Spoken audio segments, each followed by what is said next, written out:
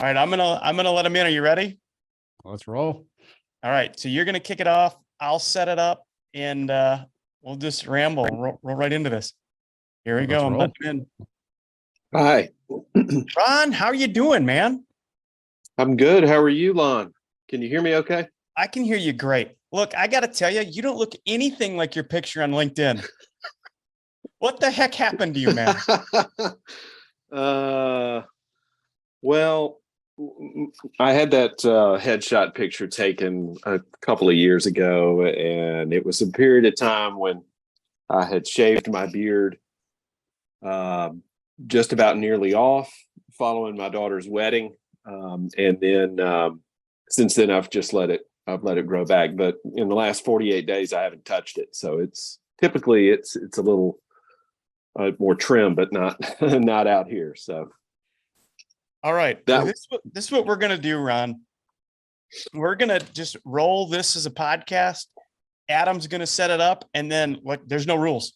We're just going to roll right on through, and Adam will kind of he'll be flying the aircraft. You and I'll be along for the ride, and we're going to ride this thing. Okay. Sounds good. All right. We're handing it over to Adam. Pleasure to meet you, man. Thanks for joining us. Lon's told me a little bit about your story, so I'm actually showing up here kind of organically and curious because I know a little bit about you, but not as much as Lon. So I've got a whole host of questions we'll get into. So hey, just appreciate you hopping in and being willing to allow us to have this convo with you, man. It's definitely appreciated. Well, I appreciate you guys. Your generosity of time is impressive and much appreciated.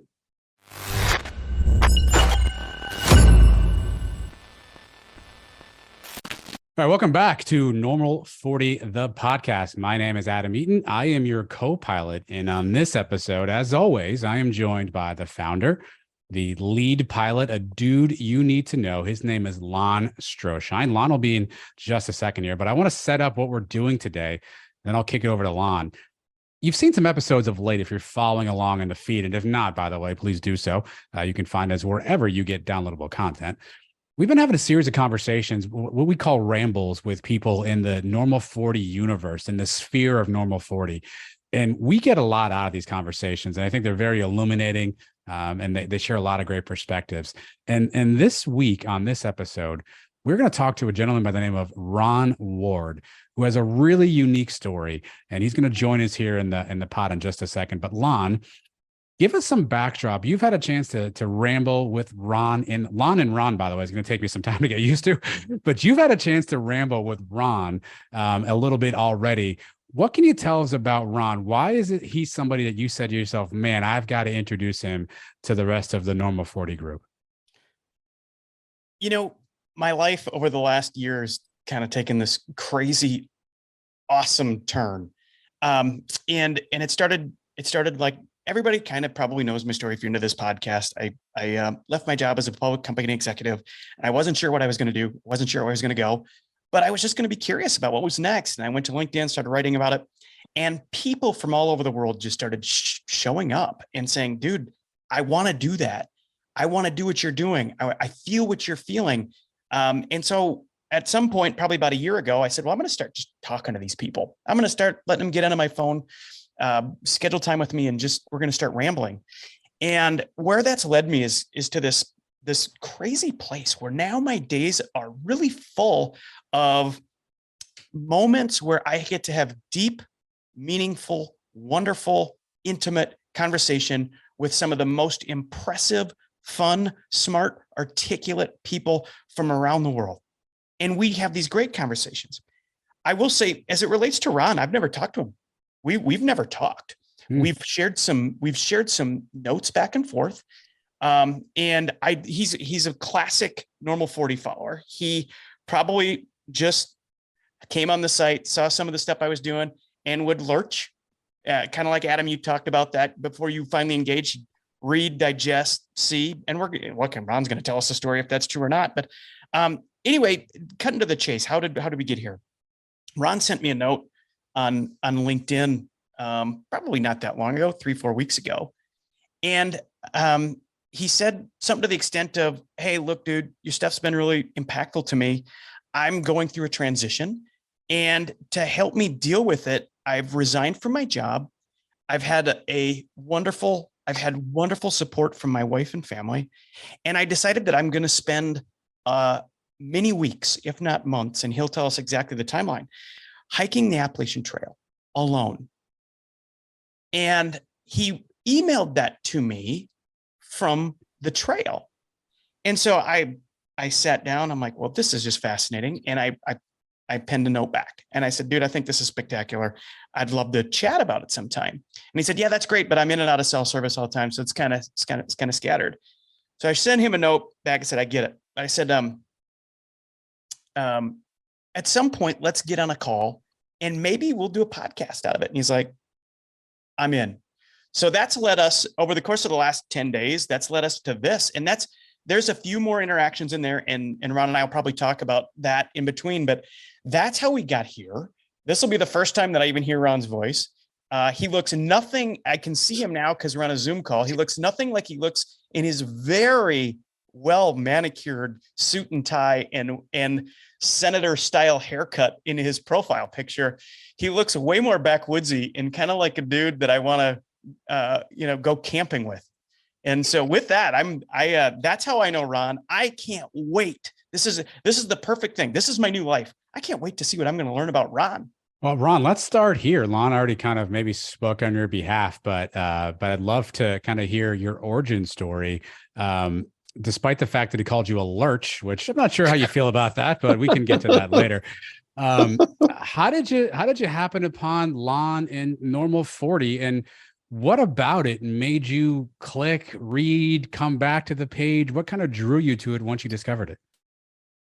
First of all, thank you both for having me on the show and giving me the opportunity to ramble with you a little bit. And I'm glad you've got questions because I'm kind of an answer person. So I like to just go off the cuff a little bit when I have the opportunity. So rein me in if you feel so inclined. I have been a long time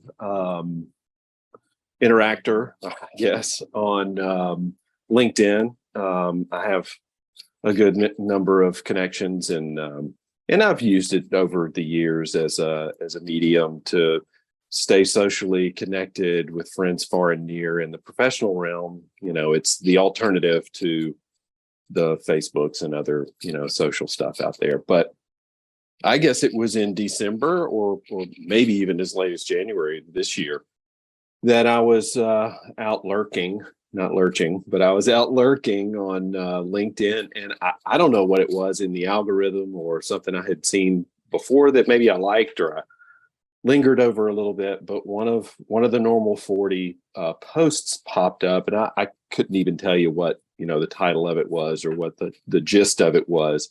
I knew was hey, if you're a guy in his middle age and you're making the trade, or you've made your trade, you've swapped some vital important piece of your life, whether it's professional or your personal life, but predominantly your professional life, read this because other people have done it and come out better on the other side. And I just found myself drawn to that kind of content that seemed geared for guys, dudes, people in their sort of midlife or approaching midlife, if you will, second chapter, what's going to happen in my second, third, or fourth act professionally. And why does it matter? So I started following along. And, the reference I made earlier to lurking is, I'm not a paid subscriber.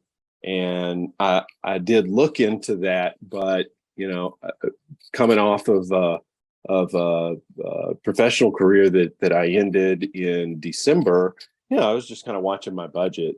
And I knew I was going to be going on this hike. So that was one of the things that I guess I kind of felt like, I should reach out and say, Lon, if you see me kind of liking or maybe even commenting on something, yet I'm not, one of your paid subscribers, here's why. I don't know why I felt compelled to do that, but that kind of led me to reach out again to Lon, I guess, he's right. It was probably 2 or 3 weeks ago. So that's kind of how I came to find the space, the page on LinkedIn. And I love the content. And I've been listening to, not all of them, but I've been listening to some of the podcasts and find them very interesting, even before coming out here on the trail. So I'm looking back. It was the first day of May. So we're talking less than 2 weeks ago that you sent me a note called The Trade. And I just want to read it quick, Ron. It goes on. I'm just going to read the beginning, but the listener will understand why this grabs your attention. It says, "Hey, Lon, I'm following along from the sidelines of sort. I was retired, in quotes, from my company in December, and it freed me up to tackle a lifelong dream to hike the entirety of the Appalachian Trail. I'm a little under 350 miles in, and I'm struggling daily with the physical and mental challenges of the hike. One of the thoughts consuming my energy is what's next for me professionally. And it's no exaggeration that I'm worried about how to launch the next chapter post hike." Well, how does that not grab your attention and be like, how do I get in touch with this guy? He's doing it. He's owning it. He's everything we talk about: show up, take an action, do something, figure it out. He was doing it. And then that led back, to me reaching out back to him. But it set up so beautifully. One, you're a great writer, and two, it set up beautifully where you were at, and the fact that you're 350 miles in before you bothered to reach out was like, wow, you're proving your commitment. I'm 470 now, so I just crossed the Virginia border yesterday, so pretty happy. Awesome. Well, I gotta know, Ron. Let's talk about this hike. How does this kind of weave into sort of who you are? I mean, was this always a dream of yours? Was it something you said, "Hey, I've got to do this for my own purposes"? Were you hoping to get something out of this hike, out of taking sort of this time of solitude? I mean, walk us through, because when I need some time, Ron, I maybe go to the garage and mow the lawn. I grab a beer and watch the game. And if I'm going to hike anywhere, it's probably to my mailbox and back. It's not Right. 470 plus miles. How did this come to pass for you? Well, that's a great question. And the answer is, if you've been following those questions, is it's yes, yes, yes, and yes. I mean, I've always wanted to do this. I never thought I would have the time.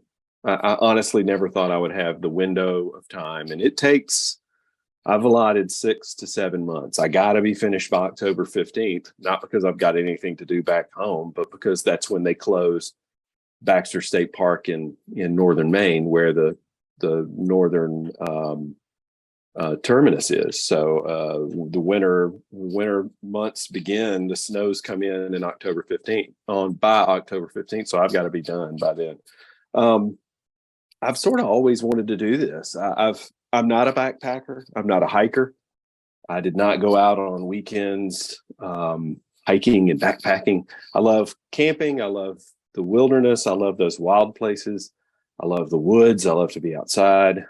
Anytime I can spend outside, whether it's camping with buddies or, just standing around a fire pit somewhere, I'll do it. So, I haven't been waiting for a specific date. I was waiting for sort of that next big thing. When's that opportunity gonna come along? I've had, opportunities before, but it didn't make sense because, I either had little kids at home or, work was, chugging along and I wasn't going to have, I didn't feel like I could just quit a job, just say, "Boss, I've had it. I'm out of here. I'm going to start walking." But in October of last year, in the fall of 2022, there were some reductions in force at the company I was working for that I'd been with a long time. And instead of panicking like I would want to do, I thought this might be my opportunity here to do something big for me. And my children are out of the house. My darling wife and I are empty nesters, and we've got a 1-year-old grandbaby, and She's got her hands full with that. My wife has a terrific job. She's another one of those, 30-year people that's been with the same company, and she loves her work. I mean, I guess it keeps her, mentally stimulated and engaged, and she's really good at it. So she loves her job, and when I told her I did, and let's figure out logistically what we got to do to make that happen, because we still got a mortgage, we got a light bill, we got all this other stuff. But she said, you need to go and do this, and come back and we'll figure out what the next step is. And I talk to the important people in my life. I have 2 older brothers, and I talked to them, and they all said the same thing. They said, I'm envious that you have this opportunity and that you're making this ballsy choice to go do something like this. When I'm not a hiker, I'm not a backpacker, but I've always really wanted to see what that's like. So it's been a real leap of faith, and a very rewarding one. So I hope that answered your questions.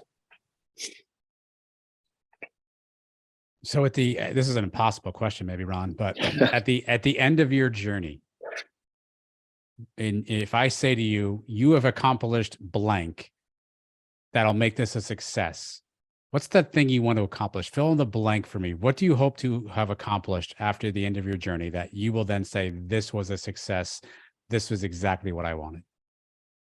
I think, that there are varying degrees of that. I think one component of that is, there's a bit of, I have to show that I'm physically fit. I'm physically able. I'm mentally able to achieve this level of discomfort.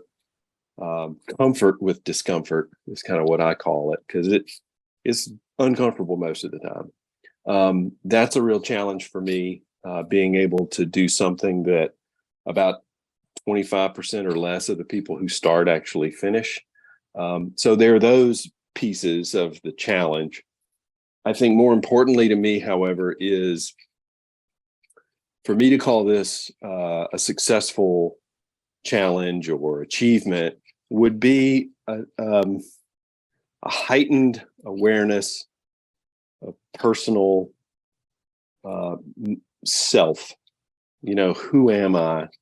What do I bring to humanity? What important things can I tell my children?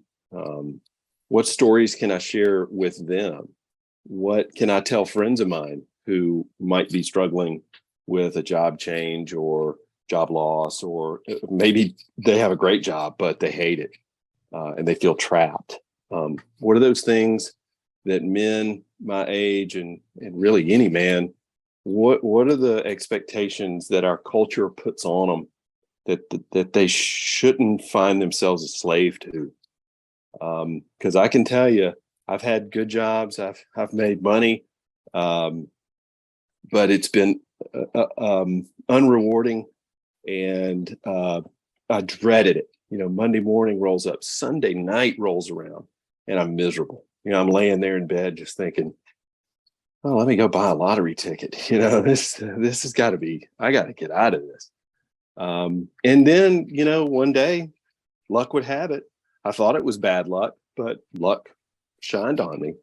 And, leadership changes came around, and somebody that I sort of know, an executive in my company, comes in my office and says, hey, we got to have a tough conversation. And I look at that as sort of a blessing. That freed me up to do this. And that freedom that we have, that freedom of choice, that freedom of time. Lon had a guy on his show a while back that was talking about, you got to watch that freedom. You got to be careful with it, because it's one of those double-edged swords that too much of it and it could maybe work against you. So you have to be real careful with it. And I decided that I was going to I was going to make this window of time, this 6 months or a year or whatever, between jobs or between efforts professionally, I was going to use it wisely. So success for me is, first, I'm determined to finish. And barring physical injury or some kind of family emergency, I will. I can promise you that. The other thing is, I'm not sure yet what I'm going to get out of it from a personal perspective, but I can already tell you that I feel more self-reliant than I ever have in my entire life. And that's a really neat feeling for most men in America, that most dangerous thing you do all day is probably get in your car and drive through traffic, and you don't even think about it. So I'm not saying there's, a macho component to it, because there are a lot of women that are out here doing it better than me. But the self-reliance, the courage, you're out here alone. It's a dangerous place.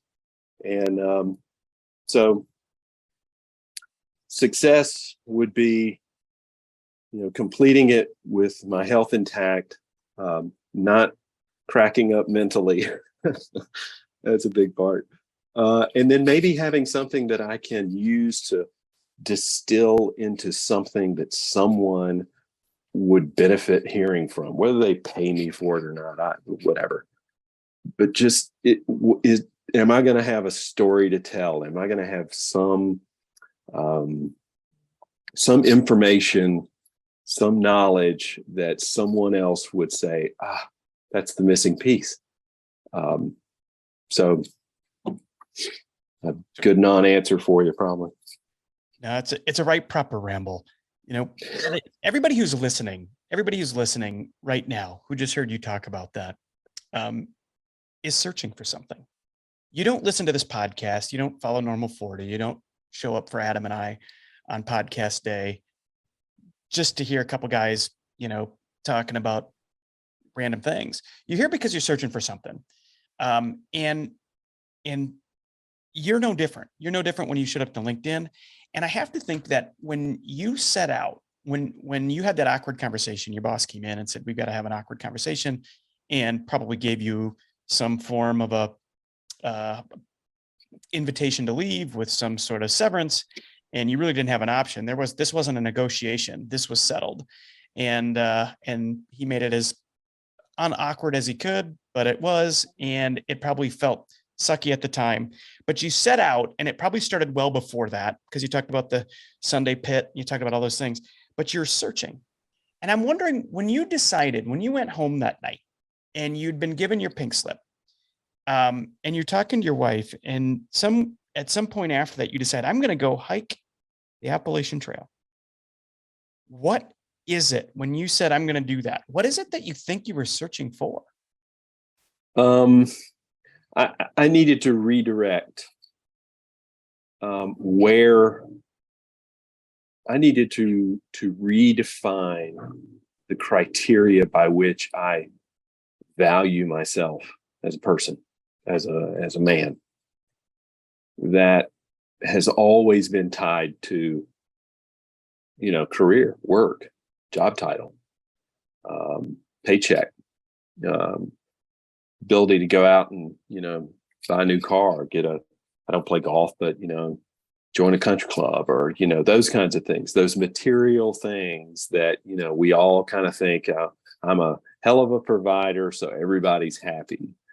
And I have spent, it's been the last 10 weeks or so, I mean, just before I started the trail, that it occurred to me that, there's probably some low level depression that comes with, for a lot of us who go through job loss, or the threat of it, or, whatever, there's a component of, well, I'm not good enough, and they're getting rid of me because they don't value me.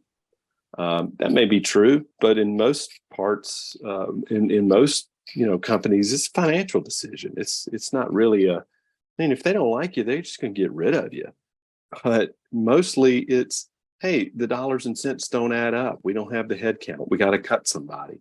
Here's a guy who's mid 50s and been here 30 years.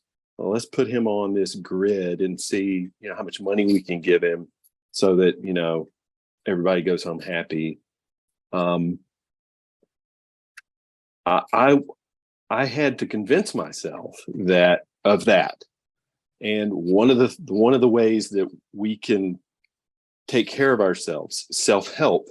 If you want to feel good, Lon, spend your time doing stuff that makes you feel good.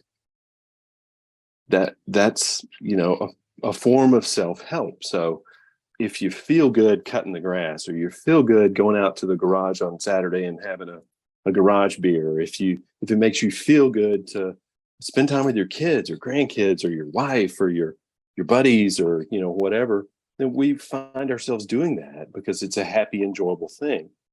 But if you really want to experience, for me, I was seeking something that would lead to growth, some sort of transformation into a person who's more self-confident because of who I am as a husband and a grandfather and a father and a friend and a brother and a son. Those are the things that matter. And it's not the work that you do, because every guy listening to this who has a job knows that that today's what, Wednesday? By Friday, somebody could wheel into your office and say, hey man, we got to have a conversation. Maybe your sales suck, or maybe you put your foot in the mouth with the client, or maybe you stubbed your toe, did something wrong, and you got to go. But by and large, that doesn't have any impact on who we are as people, as men, as human beings, as members of the human race. Certainly not as, that's just not an important thing. And for some reason, I just felt so, I measured myself only by that really one criteria. And it took getting out here, thinking about it every day for 48 days now, for me to realize that. So I'll ask one more, Adam, then I'll turn it over to you. So you're 48 days in, 470 miles in. What have you learned? What have you heard? And what have you learned about yourself that you didn't know when you were standing at the trailhead? You probably kissed your wife goodbye. I'd imagine that she probably dropped you off, and you said goodbye, and you turned around and you started going left foot, right foot, left foot, right foot. From that moment to this moment, what have you learned that has surprised you about you? Well, I can walk as long as there's daylight with everything I need to stay alive in a wildly overpriced, very lightweight but strong fiber fabric backpack strapped over my shoulders and around my waist. It's also it's a stark when you recognize, when you're faced with the idea that there's no SOS button, there's no 911 in the Great Smoky Mountains, there's no 911 out here in the Blue Ridge. You're on your own. There's no cell service for the most part. So, and I'm not saying that to be Ron the badass or anything like that, because believe me, I'm not. I wear white jeans, okay? And I've spent most of my career wearing a tie or a fancy shirt, and I got a closet full of sport coats that I'm in love with, and I wear white jeans and suede shoes, and I avoid mud puddles, and don't get a stain on my tie, and my hair's I get my hair cut every 3 weeks, and obsess over my beard and all that. Man, that stuff goes out the window. So the second day on trail, it occurred to me that I'm on my own. And I like that. I really like that. I have found over the last, tomorrow, I think it'll be 8 weeks. So the first 2 weeks in, I walked with a couple other people. We just had similar outlooks, and we're wildly, there was a young lady, much younger than me, my daughter's age. And then there was an older guy who's 20 years older than me. And we kind of found ourselves sort of, bumping into each other, similar paces and that sort of thing. And we kind of got acclimated to life on the trail together. And since then, we've kind of moved on. We're not hiking around each other, but we keep in touch every now and then. So that I think was a blessing. I think that was put there in my way on purpose, so that the first couple of weeks in, I felt that community, that closeness. I had other people to bounce questions off of. Hey, how do you use this device? How do you read this map? And that sort of thing. But since then, for a lot of reasons, I've been walking alone pretty much daily. And I much prefer that. And I would not have guessed it if somebody had told me a year ago that now I would be hiking 18 to 20 miles a day, but by myself, along the way, 9 hours of hiking a day and finding campsites, stealth sites. They're just in the woods, and I'm just like the only person there.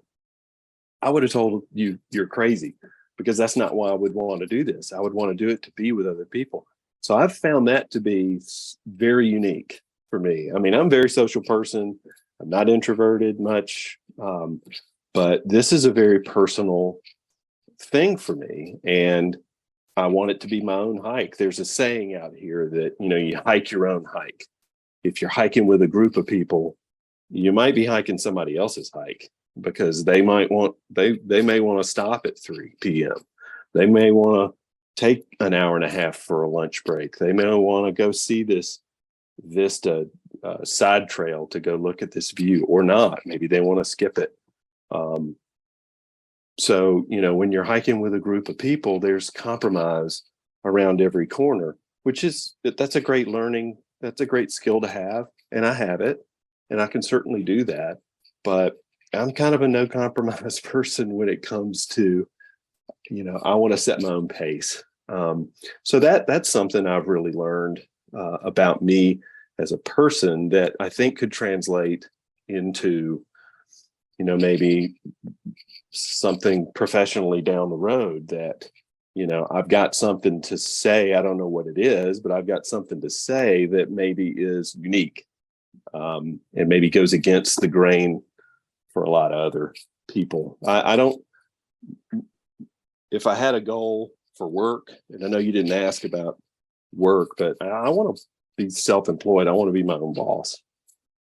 So that's splashing into the trail. I'm my own boss out here. I'm calling the shots. Ron, you said October 15th is kind of your drop dead date for you to get off the trail. So paint a picture for me on October 16th, right? Let's just use that as a date.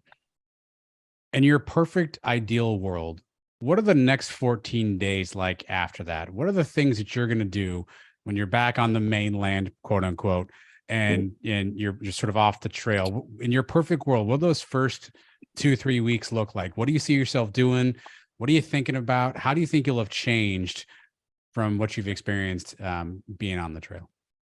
I think, and I've thought about this a good bit, and I think those first few days back in the real world, or back in my real world, I need to give that time to, you got to reacclimate to, your surroundings, to living at home, reacquaint with the house and my wife and the dog and, my kids and my friends and, those kinds of things. I think just like getting acclimated to hiking every day, you got to start slow and kind of warm up and, get used to the routine. And I think there'll be a fair amount of that. So the second half of October, let's say. I mean, if it is the 15th when I do, I'm on track to finish well before then. But those first weeks back, I think I'm going to dedicate to just getting reacquainted with my life, because I've stepped away from it for so long. What's one thing you miss that you're not able to get now by being on the trail? I was telling my wife this the other day. I really miss my routine, such that it was from the end of December when I stopped working to March 23rd when I took my first steps on the trail. I spent every day planning for this, and that's researching what gear I needed to take, watching a million hours of YouTube videos on how to hike, and talking to other people who had done it, looking at maps, all those kinds of great things.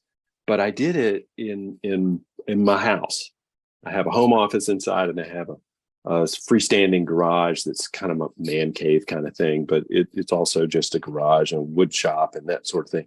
I spent every day having coffee out there, and then I would take little day hikes and stuff like that. So that sort of routine, the familiar surroundings of the only house my wife and I have really lived in since we've been together. We've been married 30 years in November. So yeah, outside of my family, my wife, what I really miss daily is just that familiar environment and routine that went along with it. So I'm definitely going to reacquaint with some of those pursuits when I'm back. So fast forward, I'm gonna pick up where Adam left off, and fast forward 1 year from now, and it's 1 year from now, and if you could describe the ingredients for me, what you're doing that's demonstrating success. You're doing what you want to do. You've indicated already in this conversation that you kind of want to work for yourself. You've learned some things about yourself that you want to be sure you don't give back. You've taken some things and you now own them, and you don't want to give them back. And to the extent with clarity what you want to be doing, great. But if not, I don't care. I just want to know what are some of the ingredients of your life in 1 year from now? What are those things? Well, I would like to be, I would like to do some consulting with, businesses, small businesses, individual practitioners, whatever, who, because of the size of their business, be it small, they really don't have the payroll for somebody in the HR realm or in the communications realm or in the finance or funding. How does a small business raise cash? I mean, a lot of them are such small businesses or startups that it's hard to get money from a bank. I used to work for a bank for 30 years. What are some things that I can help people who are starting a business or have a business, but they're trying to get it to the next level? I've got 30 plus years of professional experience, and I'm seeking daily, Lon, to try to distill what I know about business and about people into actionable steps to success for someone, whether they're writing a novel or, how do I get in touch with a book publisher, or I need help with vendor relations because, the inventory for my store, I'm getting crushed on the margins and, all those kinds of things that I think I could help with. And somehow I'm going to find a way to marry the experience, the growth, the things I learn on this hike with that. And I think it would resonate with the community, either friends that I know, business owners that I know, or people, we live in a virtual world, so you can really work anywhere.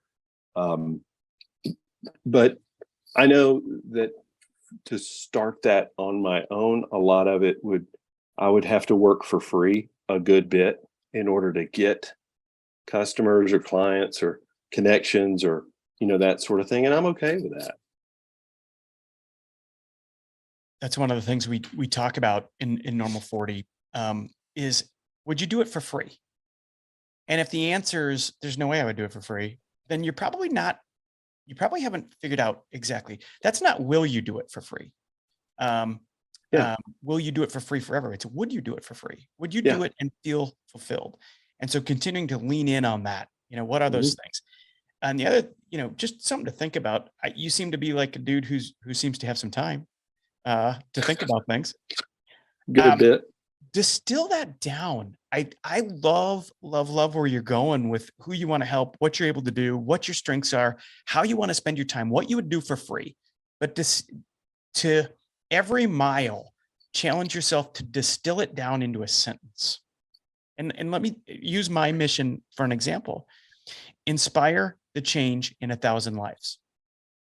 If I'm not saying, I feel like what the three of us are doing right here, maybe, just maybe, might be the thing that inspires someone to change one thing about their life that changes it for the better. I didn't get paid. You didn't get paid. Adam didn't get paid. And I don't care. I'm on mission. My mission is to inspire change in 1,000 lives. Well, when you can have a mission it's that simple, and then you do the things you love, and then you figure out how to make money, what provides so much ridiculous value that you can charge something for it.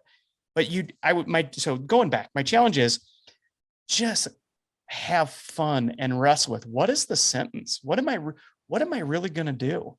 What is the essence of the mission that I'm going to help people do? I'm writing this down, so that's why I'm being quiet.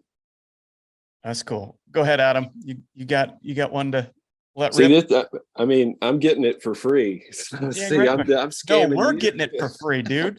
You don't get it. We're the recipients here. I feel like I haven't walked 470 miles in the last 10 weeks. I'm talking to a dude who's doing it. It's all an elaborate ruse just to scam a few tidbits out of you for free. That it's working like a charm, baby, and it'll work again. No, I mean, I'm serious. This is, just talking about it. Whatever that it is for anybody listening, if they're struggling with something, if they're wrestling with an issue, a problem, I don't care if it's professional or it's their love life, or they got a kid that they're worried about, and that relationship that's so important is maybe not where they think it should be. You've got to be able to have a dialogue with yourself about it.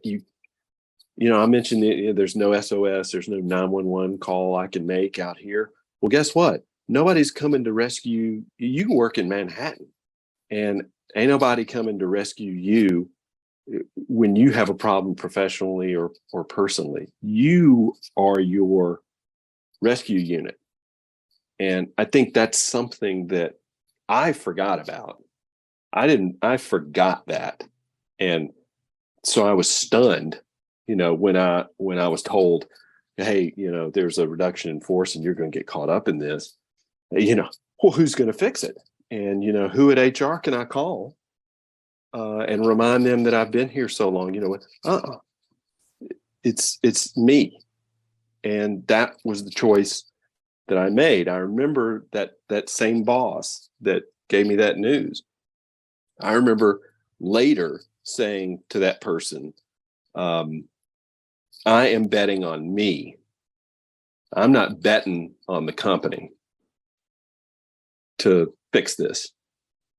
So, I'm not going to take some demotion. I'm not going to panic and be desperate and take some other job that I'm going to feel even worse going to. And I'll start feeling shitty about it on Saturday instead of Sunday night. I'm betting on me, and this is the push.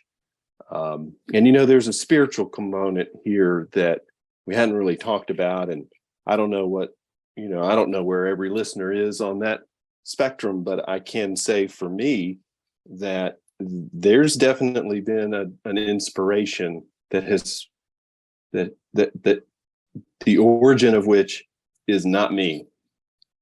And I say that because I'm not a backpacker. I'm not a hiker. And I've got close friends that kind of pulled me to the side and said, you've never done any backpacking in your life. Are you sure about this? There's no shame, Ron, if you come off, if you decide it's not for you. There's no shame. At least you tried, before I even started. And that told me that the outward person that I was and the things I spent my time doing and what I valued wasn't backpacking and wasn't hiking. So you gotta, what I'm spending my time, my question or my sentence that I'm going to write is, I am in control. So what's this going to look like? Which is different than what am I going to get? What's this company going to give me? What's the, what's the salary and compensation package that they offer? That's what we think of as the normal. And the human condition ought to be different. It ought to be, well, what makes me happy and what can I go out and create? So that it's a shift, and it's interesting to experience it in real time. So I've got 2 questions and then an observation. When you step off the trail, and we talked about kissing your wife goodbye and you turned around and left foot, right foot, left foot, right foot. And in the last steps at the end of the trail, I'd imagine your wife will be there and it'll be left foot, right foot, and then a little faster and a little faster. And it'll be emotional. And I want to know in that moment what you're going to leave behind you on the trail. And I want to know what you're going to take with you from the trail. I think what I'm going to leave behind is, what I hope to leave behind is, low self-esteem, the depression that comes with low self-esteem. And I'm just being honest here. I mean, a lot of guys experience this, don't ever talk about it. That's why women, by and large, have greater instances of reported, depression, anxiety, or whatever. Well, it's because they go to the doctor, they talk to somebody about it. Men don't. But it's a real thing for me. And I found myself sort of battling with that as I was beginning to prepare for this. And, I even wondered if maybe I'm just making this up in my head that I really want to go out here on this hike. Maybe it's a subconscious diversion from the worry and anxiety about this job situation. And, but I decided to accept it on its terms. And, this divine urging, even inspiration, I guess is a better word. So I kind of let it blossom. What I'm hoping to leave behind is that self-doubt that I can't, or that that's not in my plan, or anything's in your plan. You just got to make it. You just got to make the choice, make the trade. I mean, people spend their money on a lot of stuff. I've been blessed that in my career and in my life, I've been able to put together enough, cash that I can take a year off and still keep the bills paid and, afford this hike. And, that it's a trade-off.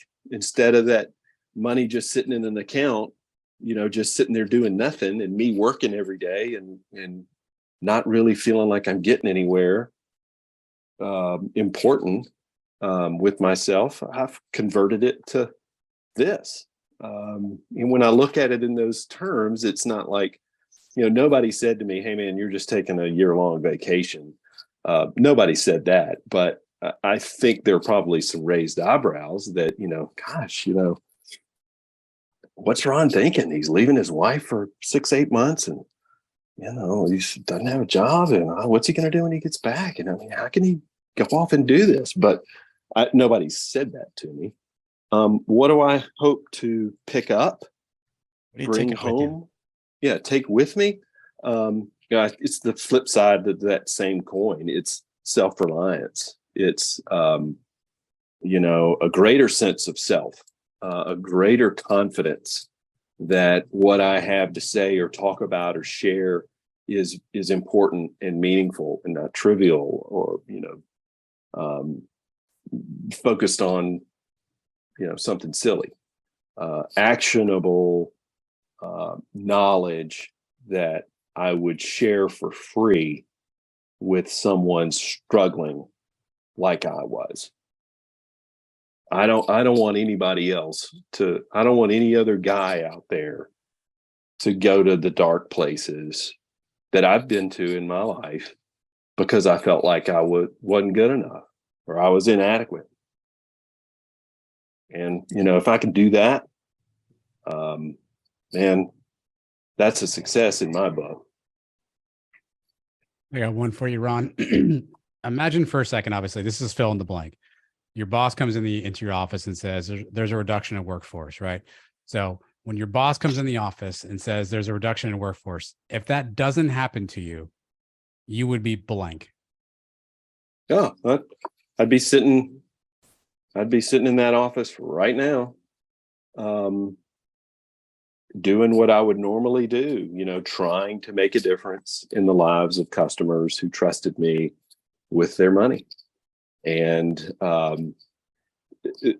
that was about a tenth, maybe 10% of my day would be actually spent doing that thing, which I got so much satisfaction out of. The rest of it is just that, it's just that big corporate bureaucracy BS that we all have to deal with in work environments. That's where I'd be.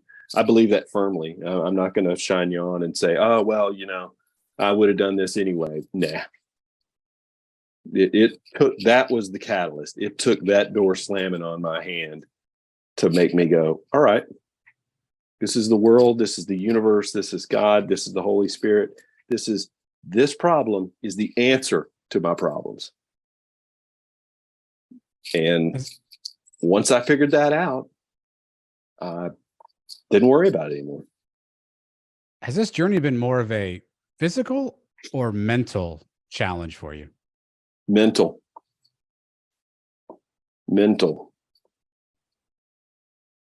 It's like a lot of things. You'd be surprised what you can do physically with enough repetition, training, and just acclimation to the rigors of the hike. But and when I say mental, I mean it in all different ways. I mean, there's homesickness. That's real. There's, I miss my wife. I miss my family. I miss my children. I had to FaceTime for the birthday party for my granddaughter's first birthday back in April, which was really kind of cool. I enjoyed that. And seeing her reaction when she could see me on the phone screen and all that was really kind of sweet. I got emotional about it.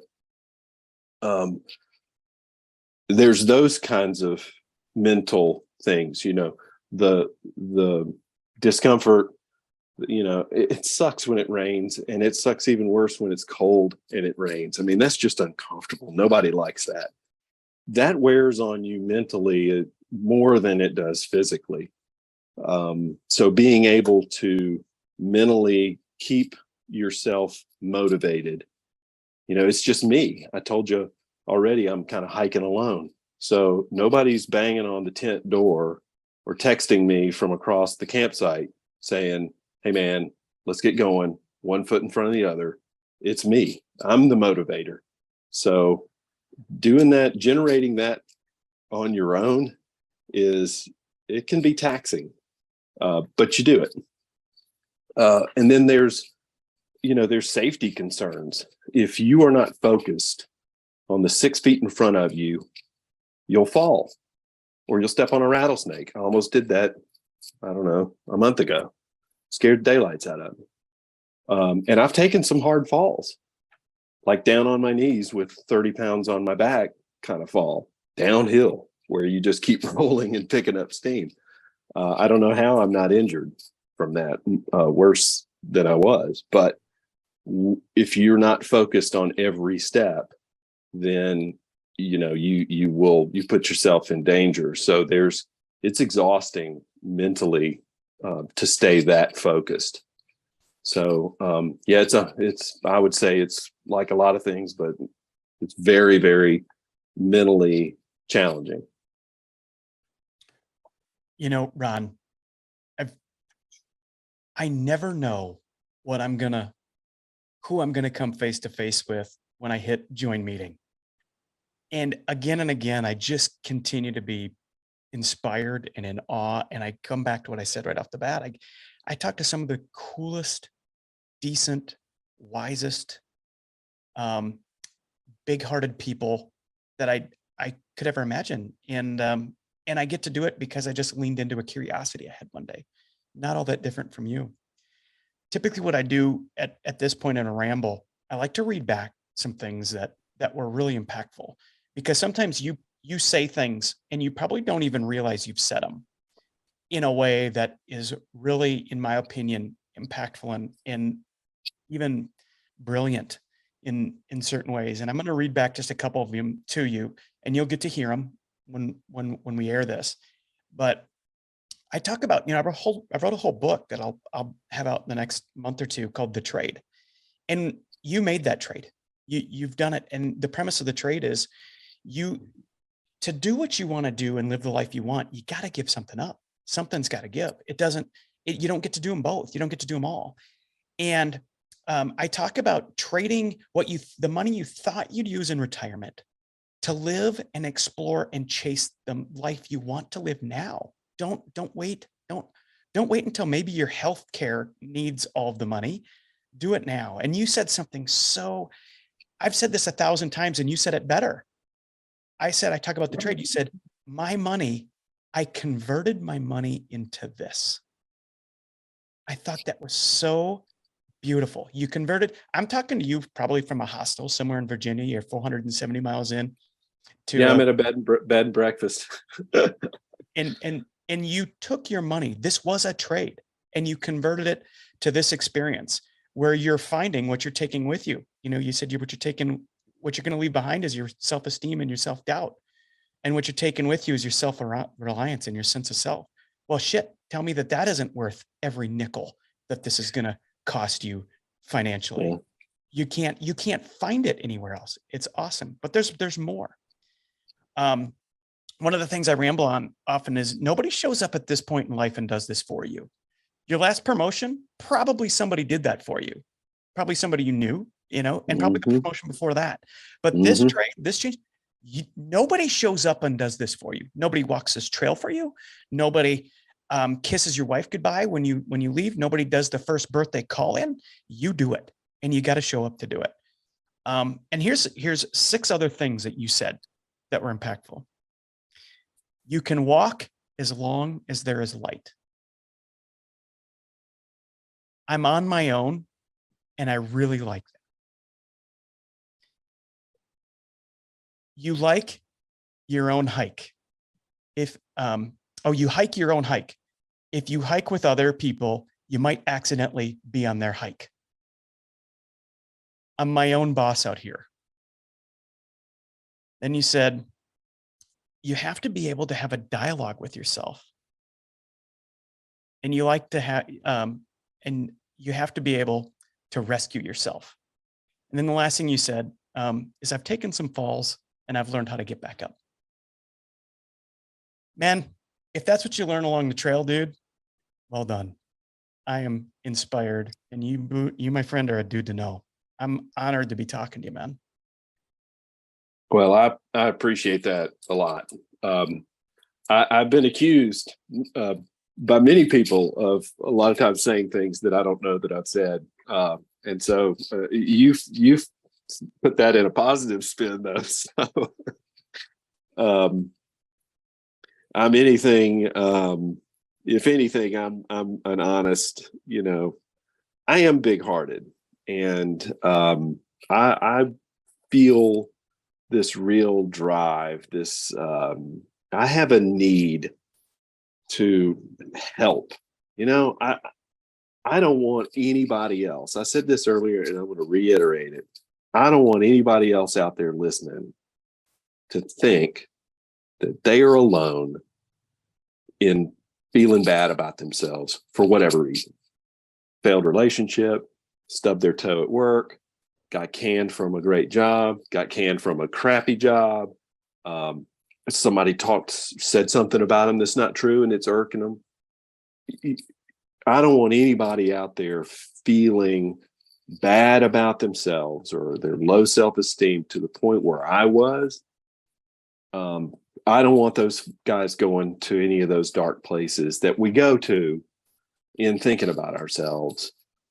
If I can help it, if there's a lesson that I can learn along the way and just share some nugget, you got to walk your own walk, man. You got to do your own thing. But hey, there are other people out here doing it. There are other people that are doing it.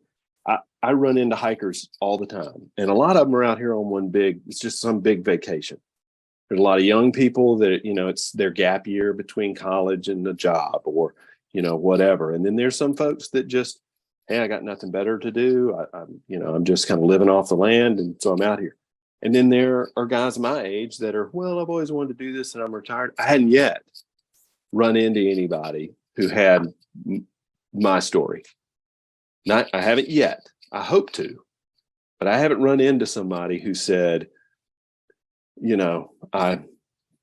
some people have said, yeah, I retired and now's my chance. Well, I didn't really retire.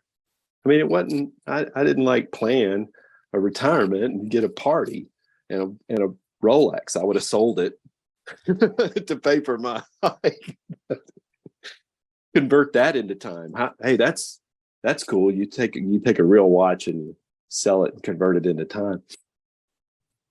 I want to be able to help not only my friends and family to better understand why I'm out here, but I think somewhere in the understanding of why I'm out here and what I'm learning, there are pieces there that others can use, little steps to success to overcome whatever their issue is, because it all starts from in here.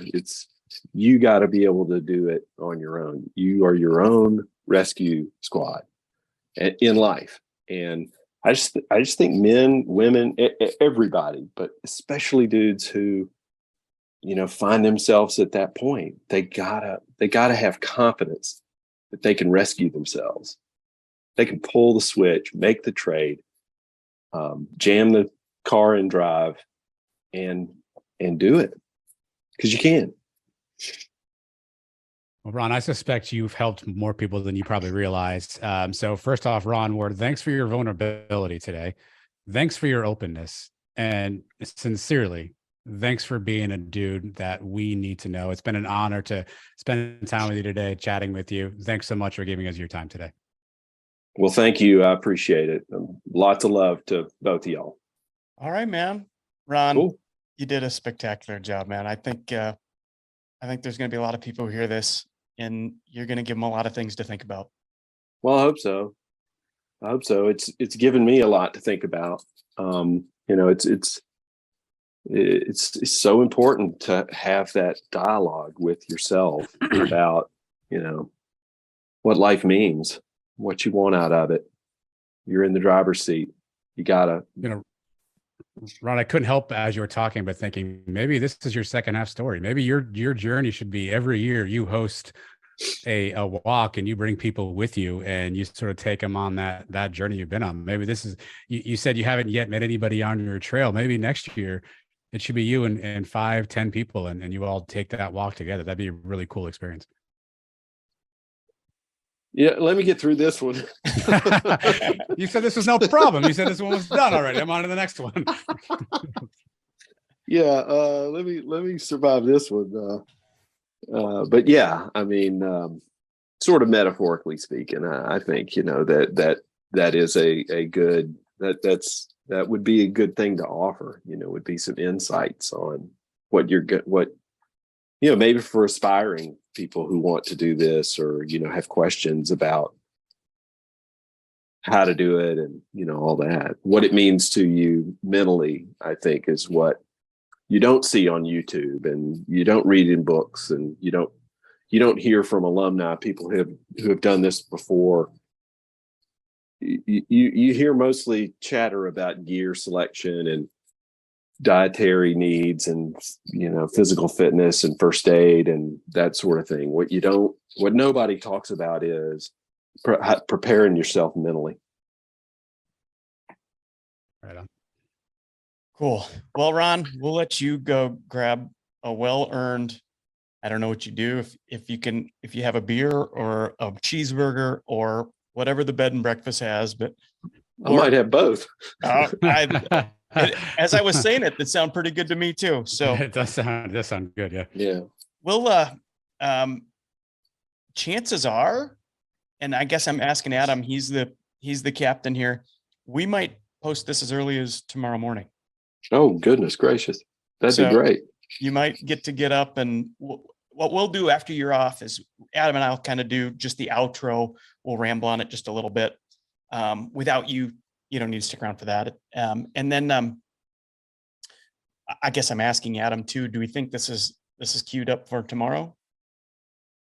Yeah. If you can send me the audio file, obviously yeah. I can chop and good to go. So yeah, you'll get up in the morning. It'll be notionally, don't hold us to any of this. We're just two dudes and a couple microphones. But notionally it'll be around 6 a.m. your time. Is when we try to drop them, and you'll get to hear this all back.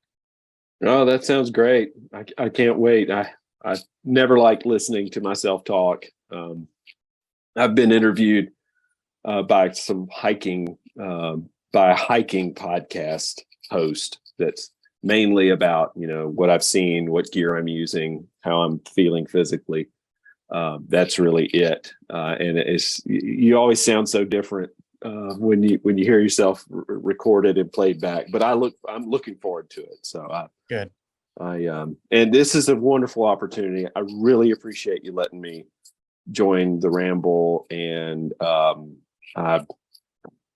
thank you for the opportunity. It means a lot to me. I really appreciate it. 2 quick questions. Give me the date again when you have to be off the trail. It's October 15th is sort of the traditional closing of the Baxter State Park, which is the northern terminus. So, and you're on track to be ahead of that.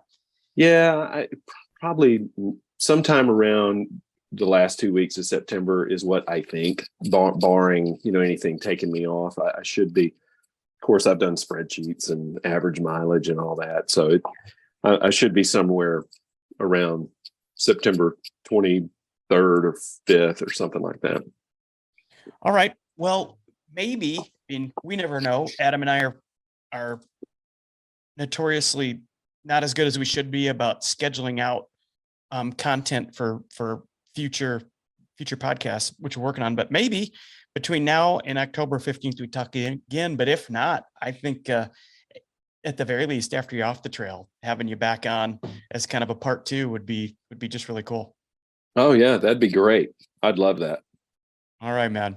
Well, thanks again. We'll let you go grab your beer and cheeseburger, so Adam and I can wrap this up so that it can find some AirPods tomorrow morning. That sounds great. I'll do it. I really appreciate it. Again, thank you both. Thanks, Ron. Thanks for what you're doing, man. All right. Take care. Thanks. See ya.